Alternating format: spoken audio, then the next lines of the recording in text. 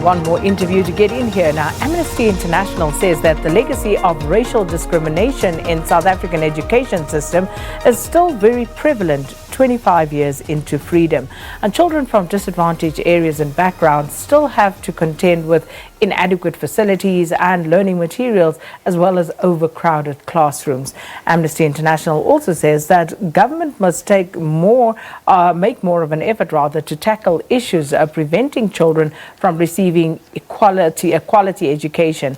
And Amnesty is launching a new campaign called #Sign the Smile Off. And to discuss this further, we're joined by Amnesty International's Executive Director, Shenilla Mohammed. Thanks for coming through. So before we talk about the campaign, if you would just engage us more on how the legacy of apartheid still looms over our education system and prevents us from providing quality education to all South African children. Thank you, Sakina.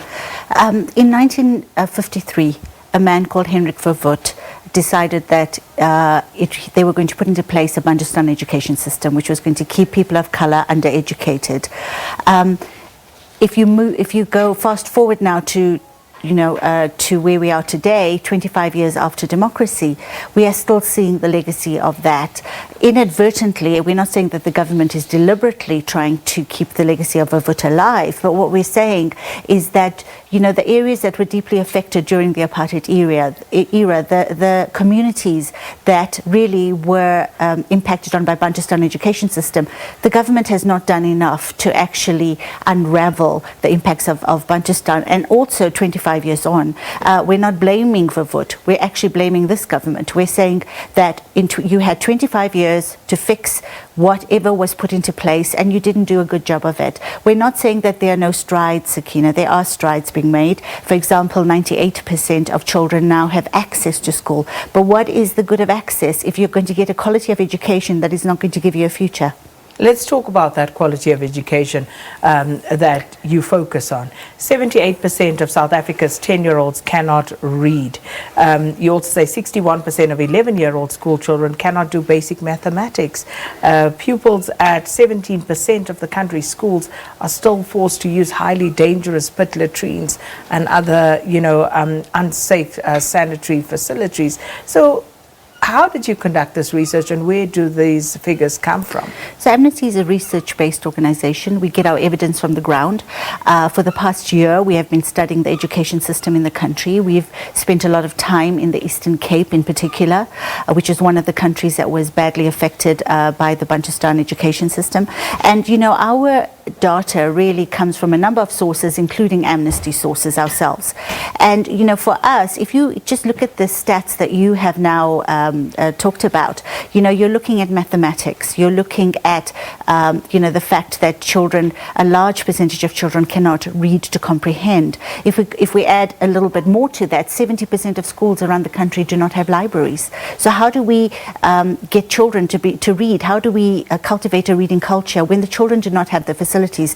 Now, Sakina, our research has shown that the reason for these failure rates and the reason for all of this is just simple things: lack of textbooks, lack of books, lack of quality teaching, infrastructure that is not good enough, not fit for purpose for children. And the government in 25 years should have at least dealt with that aspect of, the previously disadvantaged communities. And really, we're looking at a situation where we're losing generations of children because they're not getting the education that they actually deserve. So when it comes to the resources, and this is by no means a new story, we can find the money somehow. But how do we deal with the issue of children not being able to read or actually do any sort of mathematics because teachers cannot teach? How do we deal with that situation? Well, the government says that they spend 20% of the budget on education. But if that money is not resulting in an impact on the lives of the children, then we're doing something wrong.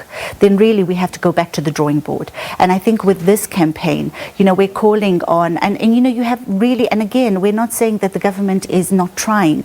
We have amazing people like Panyaza Lesufi, who we think has really done quite a lot. And what we're challenging them, and we're saying, look, look, why don't we come together again? And why don't we sit down and really look at why children can't read, why children can't write, and what do we have to put in place initially just to make sure that we deal with those things? But surely today, as you and I sit here, Shenilla, we should know why children cannot read. We should know why children cannot do mathematics. Because, as I say, it's by no means a new problem.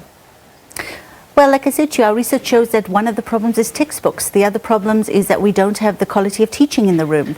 So, what is the state doing to alleviate that? We have heard of tenders being given out for textbooks. Where are those books? So that accountability really sits with the state. In our analysis, the state is the duty bearer. They are responsible for the provision of education. And so with this campaign, what we're saying, and we're not saying that a campaign like this is going to solve the problems.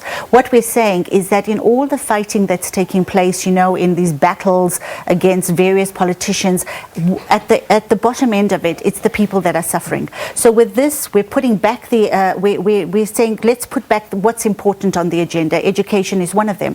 And so we're saying, sign the smile off. When you go onto our website on the www.signthesmileoff.co.za or www.amnesty.org.za and you smile on Vavut's face, what actually happens is that you join our movement. And what we're hoping, Sakina, with this is that we will get at least 10,000 signatures, and then we will push to have this tabled in Parliament.